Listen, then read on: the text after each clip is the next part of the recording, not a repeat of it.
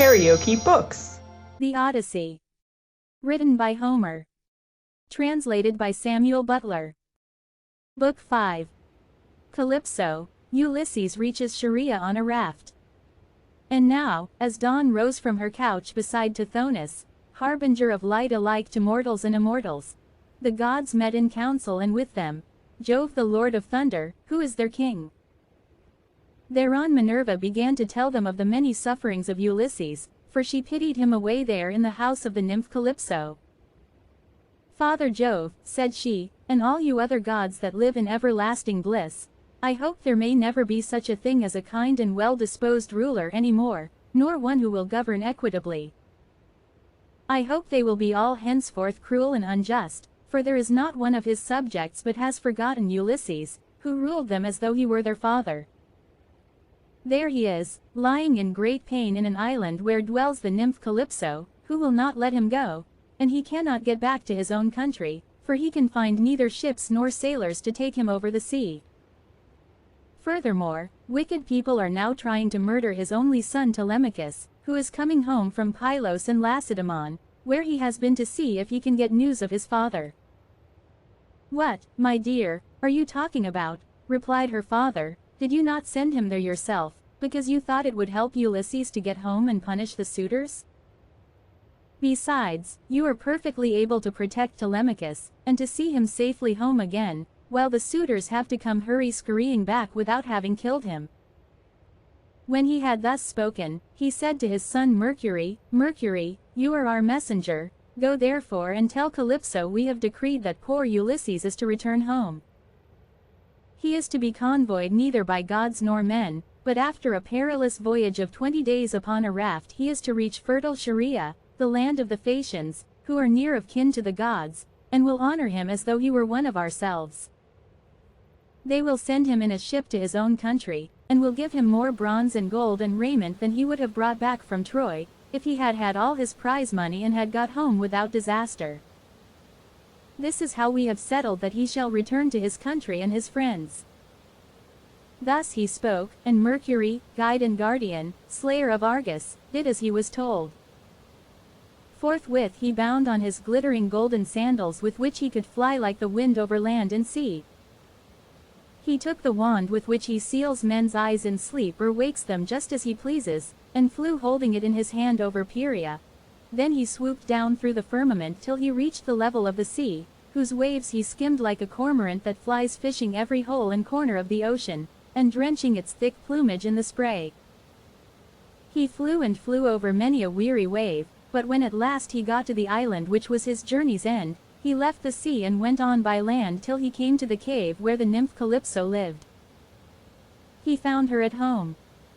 There was a large fire burning on the hearth, and one could smell from far the fragrant reek of burning cedar and sandalwood.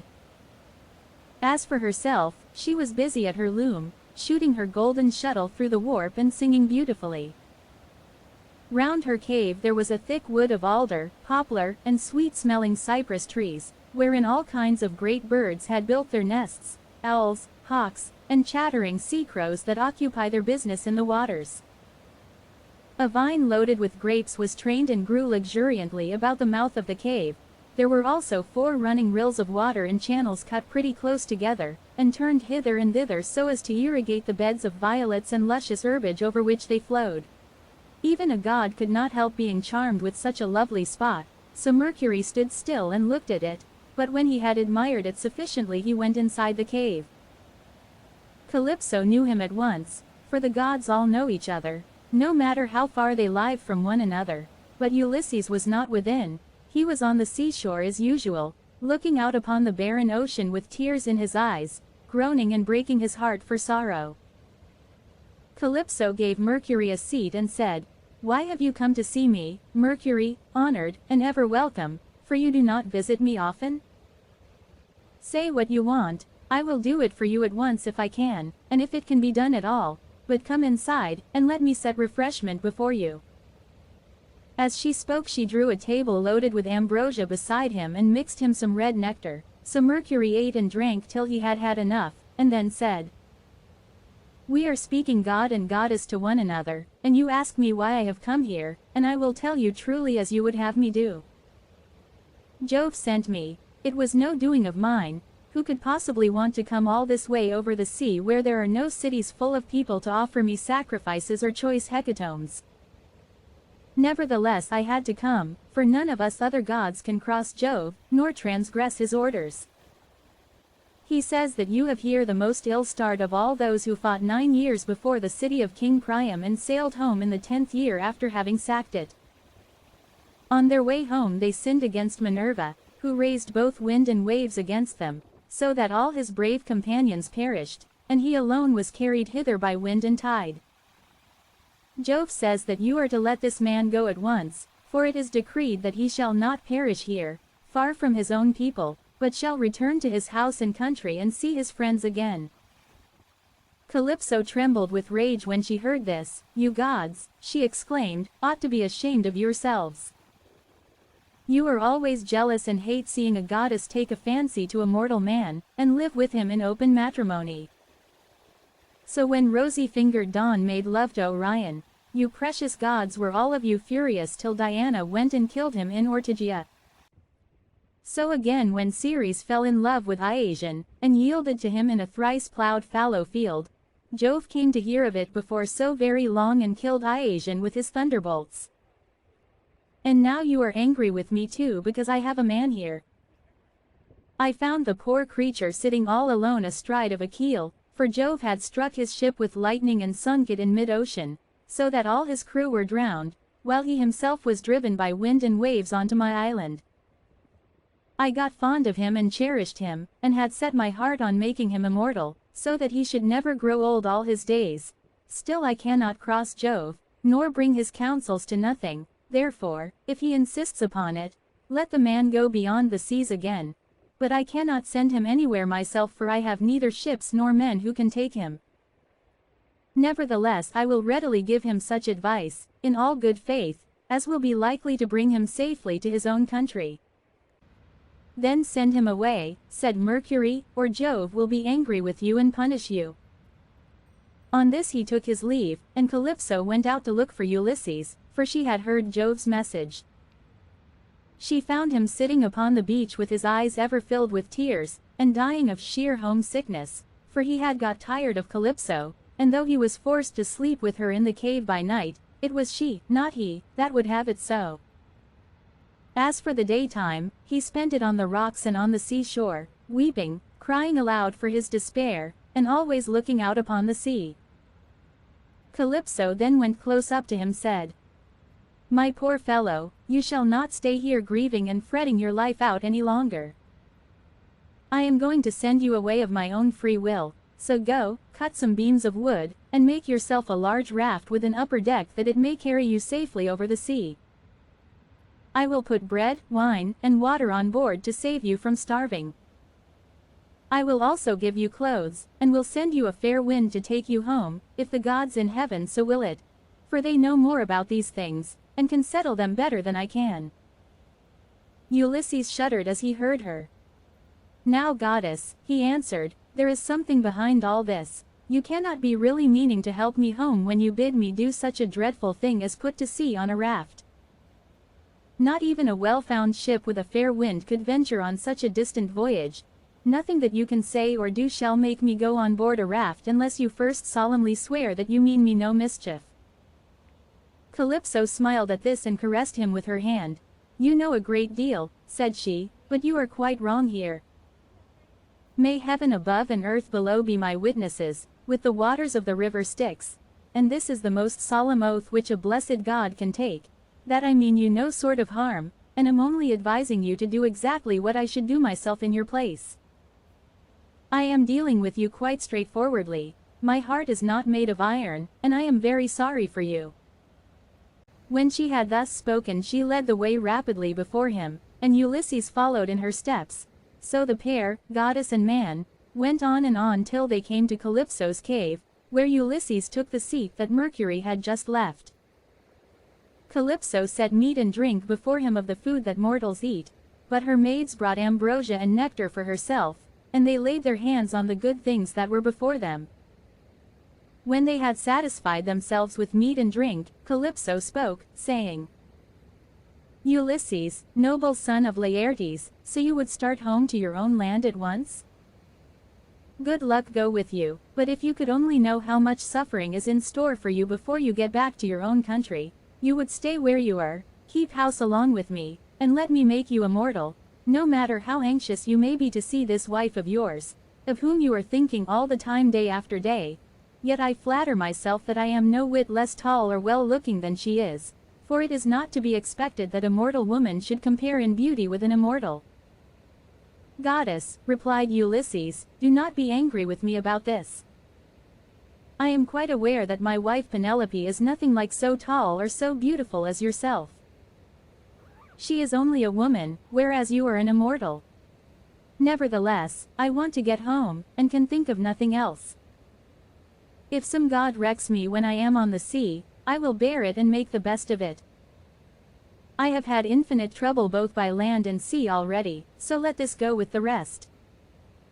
Presently the sun set and it became dark, whereon the pair retired into the inner part of the cave and went to bed.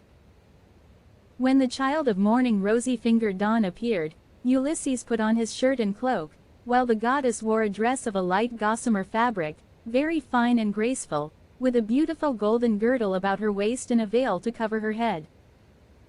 She at once set herself to think how she could speed Ulysses on his way. So she gave him a great bronze axe that suited his hands. It was sharpened on both sides, and had a beautiful olive wood handle fitted firmly onto it. She also gave him a sharp adze, and then led the way to the far end of the island where the largest trees grew, alder, poplar and pine, that reached the sky, very dry and well seasoned, so as to sail light for him in the water. Then, when she had shown him where the best trees grew, Calypso went home, leaving him to cut them, which he soon finished doing. He cut down 20 trees in all and adzed them smooth, squaring them by rule in good workmanlike fashion. Meanwhile Calypso came back with some augers, so he bored holes with them and fitted the timbers together with bolts and rivets. He made the raft as broad as a skilled shipwright makes the beam of a large vessel, and he fixed a deck on top of the ribs, and ran a gunwale all round it. He also made a mast with a yard arm, and a rudder to steer with. He fenced the raft all round with wicker hurdles as a protection against the waves, and then he threw on a quantity of wood. By and by Calypso brought him some linen to make the sails, and he made these too, excellently, making them fast with braces and sheets. Last of all, with the help of levers, he drew the raft down into the water. In 4 days he had completed the whole work, and on the 5th Calypso sent him from the island after washing him and giving him some clean clothes. She gave him a goatskin full of black wine, and another larger one of water. She also gave him a wallet full of provisions, and found him in much good meat. Moreover, she made the wind fair and warm for him, and gladly did Ulysses spread his sail before it, while he sat and guided the raft skillfully by means of the rudder. He never closed his eyes, but kept them fixed on the Pleiades, on late-setting Boötes, and on the Bear, which men also call the Wain, and which turns round and round where it is, facing Orion, and alone never dipping into the stream of Oceanus, for Calypso had told him to keep this to his left. Days 7 and 10 did he sail over the sea, and on the 18th the dim outlines of the mountains on the nearest part of the Phaeacian coast appeared, rising like a shield on the horizon. But King Neptune, who was returning from the Ethiopians, caught sight of Ulysses a long way off, from the mountains of the Solymi. He could see him sailing upon the sea, and it made him very angry, so he wagged his head and muttered to himself, saying, "Good heavens, so the gods have been changing their minds about Ulysses while I was away in Ethiopia, and now he is close to the land of the Phaeacians, where it is decreed that he shall escape from the calamities that have befallen him. Still, he shall have plenty of hardship yet before he has done with it." Thereon he gathered his clouds together, grasped his trident, stirred it round in the sea, and roused the rage of every wind that blows till earth, sea, and sky were hidden in cloud, and night sprang forth out of the heavens. Winds from east, south, north, and west fell upon him all at the same time, and a tremendous sea got up, so that Ulysses' heart began to fail him. Alas, he said to himself in his dismay, whatever will become of me? I am afraid Calypso was right when she said I should have trouble by sea before I got back home. It is all coming true. How black is Jove making heaven with his clouds, and what a sea the winds are raising from every quarter at once. I am now safe to perish. Blessed and thrice blessed were those Danaans who fell before Troy in the cause of the sons of Atreus. Would that I had been killed on the day when the Trojans were pressing me so sorely about the dead body of Achilles, for then I should have had due burial and the Achaeans would have honored my name, but now it seems that I shall come to a most pitiable end. As he spoke, a sea broke over him with such terrific fury that the raft reeled again, and he was carried overboard a long way off.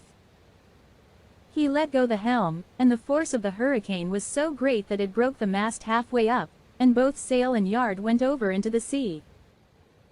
For a long time Ulysses was under water, and it was all he could do to rise to the surface again, for the clothes Calypso had given him weighed him down, but at last he got his head above water and spat out the bitter brine that was running down his face in streams. In spite of all this, however, he did not lose sight of his raft, but swam as fast as he could towards it, got hold of it, and climbed on board again so as to escape drowning. The sea took the raft and tossed it about as autumn winds whirl thistledown round and round upon a road. It was as though the south, north, east, and west winds were all playing battledore and shuttlecock with it at once. When he was in this plight, Ino, daughter of Cadmus, also called Leucothea, saw him. She had formerly been a mere mortal, but had been since raised to the rank of a marine goddess. Seeing in what great distress Ulysses now was, she had compassion upon him, and, rising like a seagull from the waves, took her seat upon the raft. "My poor good man," said she, "why is Neptune so furiously angry with you? He is giving you a great deal of trouble, but for all his bluster he will not kill you. You seem to be a sensible person, do then as I bid you, strip, leave your raft to drive before the wind, and swim to the Phaeacian coast where better luck awaits you. And here, take my veil and put it round your chest, it is enchanted, and you can come to no harm so long as you wear it. As soon as you touch land take it off, throw it back as far as you can into the sea, and then go away again." With these words she took off her veil and gave it him. Then she dived down again like a seagull and vanished beneath the dark blue waters. But Ulysses did not know what to think. "Alas," he said to himself in his dismay, "this is only someone or other of the gods who is luring me to ruin by advising me to quit my raft. At any rate I will not do so at present, for the land where she said I should be quit of all troubles seemed to be still a good way off. I know what I will do, I am sure it will be best, no matter what happens I will stick to the raft as long as her timbers hold together, but when the sea breaks her up I will swim for it. I do not see how I can do any better than this." While he was thus in two minds, Neptune sent a terrible great wave that seemed to rear itself above his head till it broke right over the raft, which then went to pieces as though it were a heap of dry chaff tossed about by a whirlwind. Ulysses got astride of one plank and rode upon it as if he were on horseback. He then took off the clothes Calypso had given him, bound Ino's veil under his arms, and plunged into the sea, meaning to swim on shore. King Neptune watched him as he did so, and wagged his head, muttering to himself and saying, "There now, swim up and down as you best can till you fall in with well-to-do people. I do not think you will be able to say that I have let you off too lightly." On this he lashed his horses and drove to Aegae where his palace is. But Minerva resolved to help Ulysses, so she bound the ways of all the winds except one, and made them lie quite still, but she roused a good stiff breeze from the north that should lay the waters till Ulysses reached the land of the Phaeacians where he would be safe. Thereon he floated about for 2 nights and 2 days in the water, with a heavy swell on the sea and death staring him in the face. But when the 3rd day broke, the wind fell and there was a dead calm without so much as a breath of air stirring. As he rose on the swell he looked eagerly ahead, and could see land quite near. Then, as children rejoice when their dear father begins to get better after having for a long time borne sore affliction sent him by some angry spirit, but the gods deliver him from evil, so was Ulysses thankful when he again saw land and trees, and swam on with all his strength that he might once more set foot upon dry ground. When, however, he got within earshot, he began to hear the surf thundering up against the rocks, for the swell still broke against them with a terrific roar. Everything was enveloped in spray. There were no harbors where a ship might ride, nor shelter of any kind, but only headlands, low-lying rocks, and mountain tops. Ulysses' heart now began to fail him, and he said despairingly to himself, "Alas, Jove has let me see land after swimming so far that I had given up all hope, but I can find no landing place, for the coast is rocky and surf-beaten. The rocks are smooth and rise sheer from the sea, with deep water close under them so that I cannot climb out for want of foothold. I am afraid some great wave will lift me off my legs and dash me against the rocks as I leave the water, which would give me a sorry landing. If, on the other hand, I swim further in search of some shelving beach or harbor, a hurricane may carry me out to sea again sorely against my will, or heaven may send some great monster of the deep to attack me. For Amphitrite breeds many such, and I know that Neptune is very angry with me." While he was thus in two minds, a wave caught him and took him with such force against the rocks that he would have been smashed and torn to pieces if Minerva had not shown him what to do. He caught hold of the rock with both hands and clung to it, groaning with pain till the wave retired, so he was saved that time, but presently the wave came on again and carried him back with it far into the sea, tearing his hands as the suckers of a polypus are torn when someone plucks it from its bed, and the stones come up along with it. Even so did the rocks tear the skin from his strong hands, and then the wave drew him deep down under the water. Here poor Ulysses would have certainly perished even in spite of his own destiny, if Minerva had not helped him to keep his wits about him. He swam seaward again, beyond reach of the surf that was beating against the land, and at the same time he kept looking towards the shore to see if he could find some haven, or a spit that should take the waves aslant. By and by, as he swam on, he came to the mouth of a river, and here he thought would be the best place, for there were no rocks, and it afforded shelter from the wind. He felt that there was a current, so he prayed inwardly and said, "Hear me, O king, whoever you may be, and save me from the anger of the sea god Neptune, for I approach you prayerfully. Anyone who has lost his way has at all times a claim even upon the gods, wherefore in my distress I draw near to your stream, and cling to the knees of your riverhood. Have mercy upon me, O king, for I declare myself your suppliant." Then the god stayed his stream and stilled the waves, making all calm before him, and bringing him safely into the mouth of the river. Here at last Ulysses' knees and strong hands failed him, for the sea had completely broken him. His body was all swollen, and his mouth and nostrils ran down like a river with seawater, so that he could neither breathe nor speak, and lay swooning from sheer exhaustion. Presently, when he had got his breath and came to himself again, he took off the scarf that Ino had given him and threw it back into the salt stream of the river, whereon Ino received it into her hands from the wave that bore it towards her. Then he left the river, laid himself down among the rushes, and kissed the bounteous earth. "Alas," he cried to himself in his dismay, "whatever will become of me, and how is it all to end? If I stay here upon the river bed through the long watches of the night, I am so exhausted that the bitter cold and damp may make an end of me, for towards sunrise there will be a keen wind blowing from off the river. If, on the other hand, I climb the hillside, find shelter in the woods, and sleep in some thicket, I may escape the cold and have a good night's rest, but some savage beast may take advantage of me and devour me." In the end he deemed it best to take to the woods, and he found one upon some high ground not far from the water. There he crept beneath 2 shoots of olive that grew from a single stalk, the one an ungrafted sucker, while the other had been grafted. No wind, however squally, could break through the cover they afforded, nor could the sun's rays pierce them, nor the rain get through them, so closely did they grow into one another.